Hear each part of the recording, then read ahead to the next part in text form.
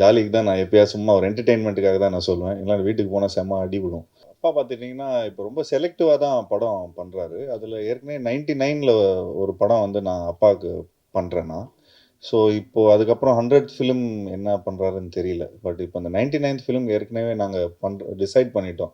ஏன்னா அது கிட்டத்தட்ட ஒரு 2 இயர்ஸா அந்த ஸ்கிரிப்ட் அப்படியே இதில இருக்கு. ஸோ, இந்த படம் முடிச்சதுக்கப்புறம் அந்த ஸ்கிரிப்ட் போடுறதா இருந்தது. அதுவும் நல்ல பெரிய பட்ஜெட் படம் தான் சார். சும்மா ஒரு ஒரு ஜாலிக்கு தான் நான் எப்பயாவது சும்மா ஒரு என்டர்டெயின்மெண்ட்டுக்காக தான் நான் சொல்லுவேன். இல்லைனா வீட்டுக்கு போனால் செம்ம அடி விழும்.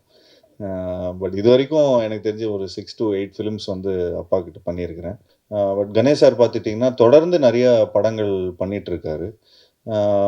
இப்போ ஒரு ஒரு ஃபிலிம்ல வந்து ஏதோ ஒரு விதத்தில நம்ம ஏதோ கொஞ்சம் நெறைய செலவு பண்ணிட்டா கூட, அடுத்த படத்தில நாங்க வந்து கொஞ்சம் அத கழிச்சுப்போம். நாங்க வேற மாதிரி நாங்க இது பண்ணிப்போம்.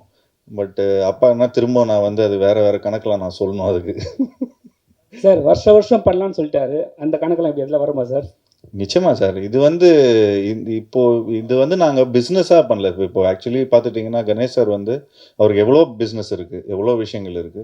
அதே மாதிரி அ எங்ககிட்டயும் ஒரு புரொடக்ஷன் கம்பெனி இருக்கு. பட் ஒரு பேஷனா தான் இது ஒரு விஷயத்த பண்றோம். ஸோ, அந்த மாதிரி தான் நான் வந்து கொஞ்சம் புது டைரக்டர்ஸ் அது இல்லாம ஒன் ஃபிலிம் பண்ண டைரக்டர்ஸ் எல்லாமே கணேஷ் சார் கிட்ட எடுத்துட்டு வருவேன்.